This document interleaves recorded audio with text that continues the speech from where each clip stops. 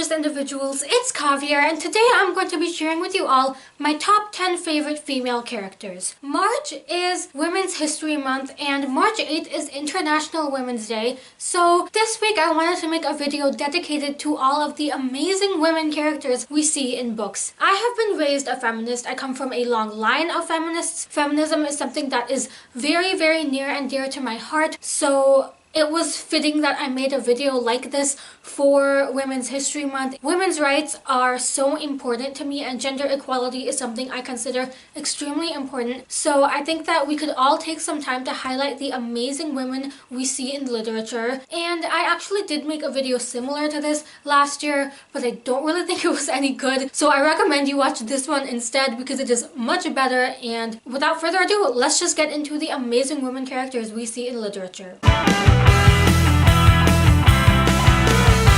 At number 10, I have Shi Feng from Forest of a Thousand Lanterns by Julie C. Dao. Forest of a Thousand Lanterns is an East Asian evil queen retelling. So Shi Feng, as the main character, is the evil queen, so it's kind of her origin story. Recently, I have been getting more into stories that feature anti-heroes or have morally gray characters, so I really enjoyed reading this novel as Shi Feng was not our classic hero. She is an anti-hero as she is the evil queen, and I just thought that her character was really well done, and I really enjoyed reading about her because it's always so interesting to see a character who is not purely good, since we get to see hero-villain dynamics in a lot of stories. We got something totally different in this one, and I also loved seeing how her culture played into her character because, as I mentioned, this is an East Asian retelling, so we got to see how her culture played into it, and there was a big focus on physical beauty in this novel, which I thought was really interesting, and I just liked the dynamics of how this novel tackled so many different things and created this woman who you kind of love to hate or hate to love, whichever side you end up on. It's just really interesting the way at times you kind of want to root for her even though you know she's not good. And it was also interesting seeing her progression as a seemingly hero character to more of an anti-hero throughout the novel. I think this is a great book to read. It's not necessarily classic feminism literature, but I think it does have those aspects in it, and it is written by an amazing woman of color starring an equally amazing woman of color as the main character, so I see no reason why not to read it. But I do want to give a trigger warning because it does deal with themes of abuse, so definitely do be aware of that before going into this novel, but if you can handle that topic, I do recommend it. At number 9, I have Mina from Girls Made of Snow and Glass by Melissa Basher-Doust. Girls Made of Snow and Glass is actually also a fairy tale retelling. It is a Snow White retelling. Fairy tale retellings are some of my favorite books, so I read a ton of them, and this is my favorite fairy tale retelling I have ever read. If I was to blurb it, I would call this essentially a feminist queer Snow White retelling. So right in the title there you have feminist in it. It has two main characters, Lynette, who is essentially the Snow White equivalent, and then Mina, who is essentially the evil queen equivalent. Right off the bat, we have two amazing women as our main characters, and we get to read in both of their points of views. Now, I could have chosen either one of them for this answer, but Mina was my favorite. She was my favorite character in this story. Reading in her point of view was the most interesting to me, especially because as she was the older one, we got to see both her past and how she is now, so we got to see more of her character than we did Lynette. Again, similar to Shi Feng, I liked how we got to see Mina's progression as the queen, and we kind of got to see her origin story in a way. Like I said, this novel in itself is just a very feminist tale. I can't really get into too many of those details as I don't want to spoil anyone who hasn't read it yet, but throughout the novel, the feminist themes just get more and more prevalent in it. So I really think that if you are looking for something that is a good feminist story or is just a good story overall, I highly think this one is one to read. It has so many powerful women characters, and it is just a beautiful story all around, so I highly recommend this one. At number 8, I have Jana from Saints and Misfits by S.K. Ali. Saints and Misfits is one of my favorite books of all time. It was in the top 10 of my favorite books of 2017 video, so it is a book that I essentially just loved with all of my heart. Saints and Misfits is an own voices novel featuring a Muslim main character, and I loved it for a variety of reasons. One of the biggest ones was that I got to learn so much about what it was like to be Muslim by reading this novel, as I had never really been exposed to that kind of literature before. But I also loved Jana's character, just in how we got to see her progression again throughout this novel. I do want to give a trigger warning for this novel. It deals with the theme of sexual assault, and it really also tackles how Jana has to deal with it both in her culture in America but also in her culture as a Muslim, and how she has to balance both those aspects and how it's like different. So because of that and how that affects her, we really get to see how Jana progresses throughout the novel in terms of how she needs to overcome this horrible event she went through, and how she kind of has to battle these ideas of wanting to get revenge on the person who assaulted her, wanting for it to just be over, and all of these different emotions she feels in what she went through. So that is a lot of the focus of this novel, and because of that, I think we really got to see so many different sides of our main character. We really got to see her be vulnerable. We didn't just see her in terms of strength, but we also got to see how strong she was, because anyone who can overcome something as horrific as sexual assault, and no one should ever have to endure that, but unfortunately in our society it does happen, and that is a horrible thing. Anyone who can overcome something like that is just someone who is so incredible, and I can't even imagine how they do it. Because of that, I find her character so incredible, and I just love seeing the dynamics between the different aspects of her culture and all of these different things. Another thing is that oftentimes society tries to paint this idea that hijabi Muslim women are oppressed in some way, but it's not the same way for Jana, and I really like that she takes that narrative and turns it into something different, because she chooses to wear hijabi. It's not something that's forced upon her, and I think that that's an extremely important narrative to showcase, to battle those ideas that someone only wears it because it is forced upon them, which is not the case for everyone. So I really think that this is just an important novel for so many reasons, and I highly recommend it if you can read it. At number 7 is Julia from Your Welcome Universe by Whitney Gardner. When I think of a strong woman, I think of Julia. Julia is a deaf Indian graffiti artist raised by 2 moms, and those are all aspects of her that I just love with all of my heart. I love the different narrative this book takes. I think that Whitney Gardner is one of the most unique young adult authors we have out there. She chooses these premises that are so unique and unlike any other young adult contemporary novel, and Your Welcome Universe is her debut novel, and it does just that because it features this character who's unlike any we've really seen before, and she just exudes strength from every aspect of her. Something I do want to point out about this novel is that there's no romance in it. It just focuses on friendship, and it focuses on strong women. All of the primary characters in this are essentially strong women. Julia, her 2 moms, the friend that she makes in this novel, those are all just different strong women, and they're all strong in different ways. I really don't know how to explain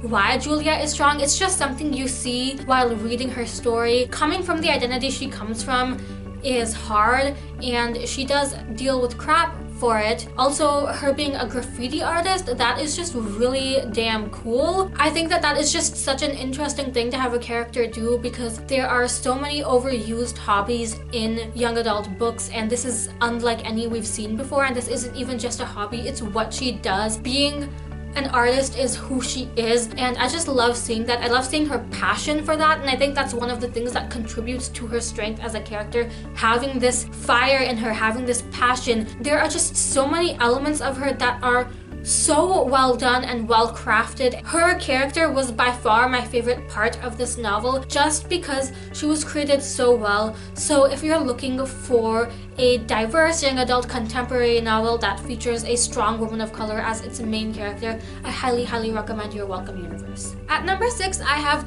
Charlie from Queens of Geek by Jen Wilde. Queens of Geek is also one of my favorite novels of all time. I think it was in the top 5 of my favorite books of 2017 video, so I love it with all of my heart. And Jen Wilde is one of my favorite authors, even though I've only read one of her books. That's how brilliant this novel was. Queens of Geek features 3 best friends who go to SuperCon, which is essentially the equivalent of Comic-Con for us. 2 of them are women, and both of them are strong women, but Charlie is the one who really resonated with me, which is why she's one of my favorite female characters of all time. She is a bisexual Chinese Australian actress, and I just love that because again, it's something that's so different from all the young adult books we see. We get to see this main character who is an actress slash vlogger, and I think that that is one of the things that contributes to her strength because being in the limelight is never something that's easy, and a lot of this novel does focus on Charlie dealing with that. And another huge thing is that this novel features a female by female relationship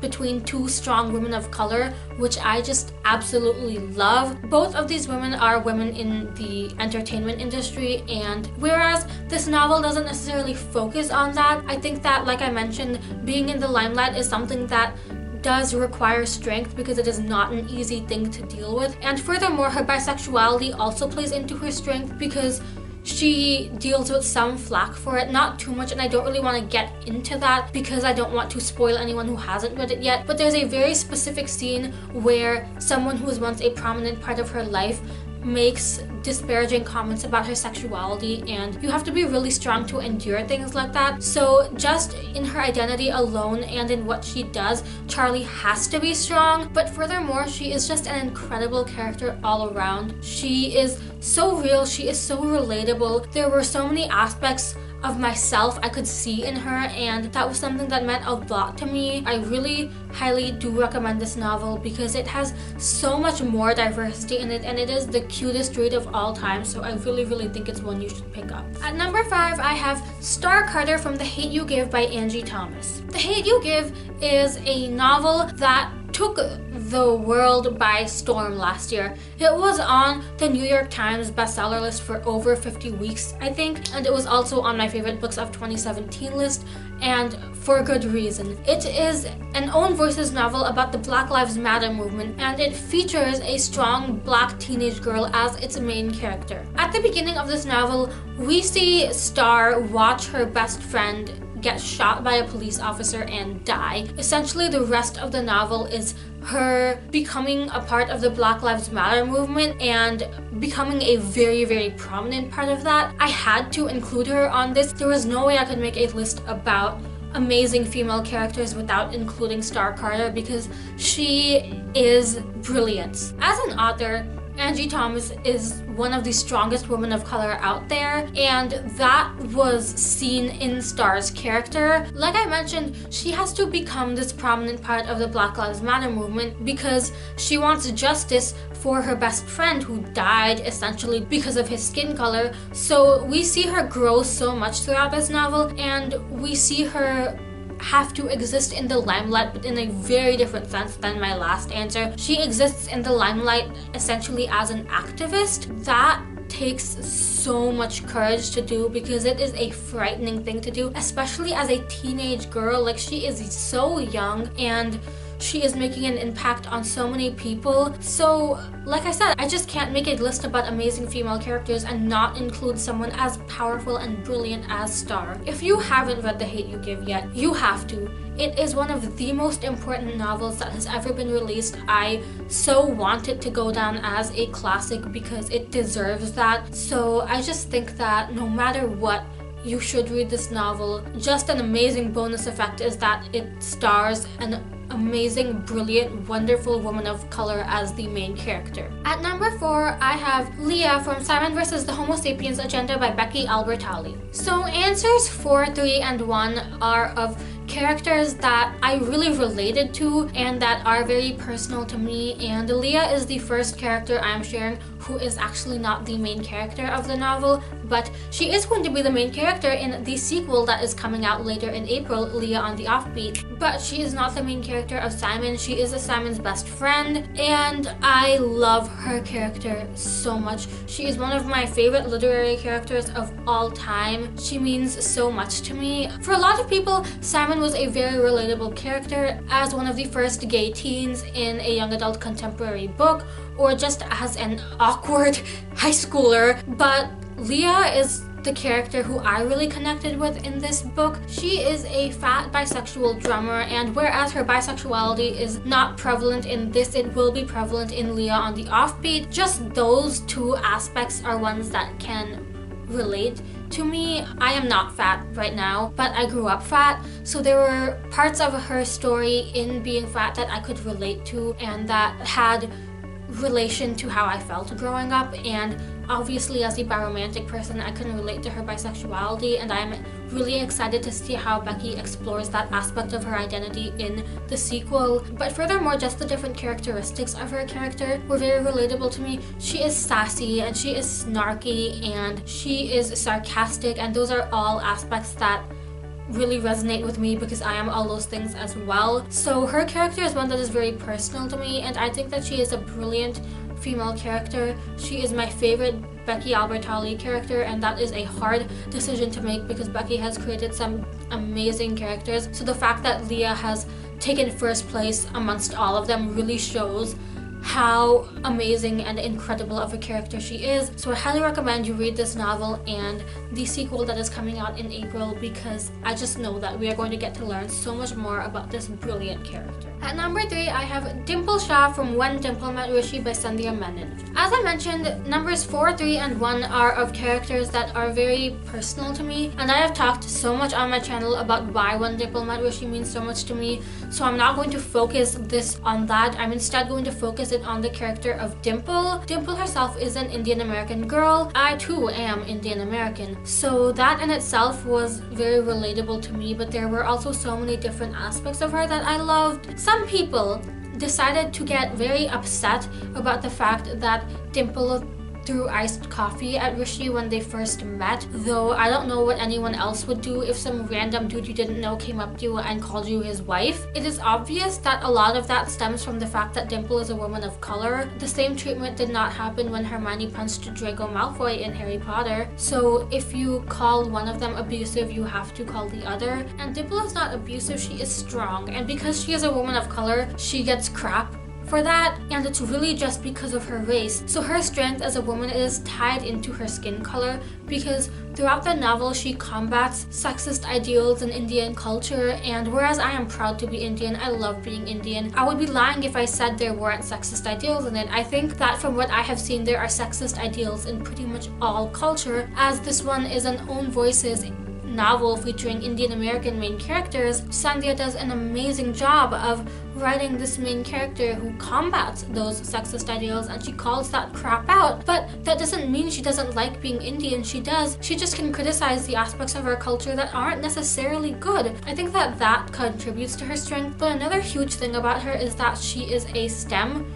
woman, and that is still to this day something that is so unheard of to some people, which I think is ridiculous, but the fact is it is. And I know that there is not too much emphasis on the fact that she is a coder, but like Queens of Geek and Your Welcome Universe, I think that that is such an unusual hobby, for lack of a better term, to give the main character. So for that alone, she could just be on this list, but there are so many different aspects of her that just make her such a strong woman of color, and the author herself is also a strong woman of color, so I highly recommend this novel if you haven't read it yet. At number 2, I have Charlotte Branwell from The Infernal Devices by Cassandra Clare. So a kind of rule I have for these videos is to only choose one character from a book series, and something I've noticed in Cassie's books is that I think that she has countless strong women in her books. I think that is one of the best aspects of her books. So there are so many different characters I could have gone with for this answer. I could have gone with Cecily, I could have gone with Tessa, but I went with Charlotte because I see Charlotte as a feminist before feminism was even a thing. The Infernal Devices is a series that is set in the Victorian era, so sexism was even more ingrained in that society than it is in today's society. Women could essentially not do anything, and Charlotte essentially calls bullshit on all of that. She is a fighter. She essentially leads the London Institute on her own, even though it should be the man's job. She just is feminism. I love and adore her character with all of my heart. I chose Charlotte because of her position in the Institute, how she takes charge of that position, how she is a fighter, and how she uses her femininity to give her strength. She doesn't think that she is strong in spite of being a woman. She thinks she's strong because she's a woman, and I love her for that. I love her for everything she is. I just think she's such a brilliant character, and this series has a countless number of strong women. So if you are looking for an urban fantasy series with a bunch of strong women, The Infernal Devices is the series you should be going to. And at number 1, I don't think I'm going to surprise anyone with this answer. I have Isabel Lightwood from the Mortal Instruments series by Cassandra Clare. As I mentioned, numbers 4, 3, and 1 in these answers were characters that were very personally related to me, and Isabel is the literary character I most relate to. If someone was to ask me what fictional character I am, I would say Isabel, because there are so many aspects of her that relate to me. I relate to her almost 100%. So she is just so personal to me, but she's also such a strong woman. I think she is the strongest female character in the Mortal Instruments, though there are multiple strong women in that series as well. The thing I love about Isabel is that she takes the fact that she's feminine and uses that as her strength. She hides weapons in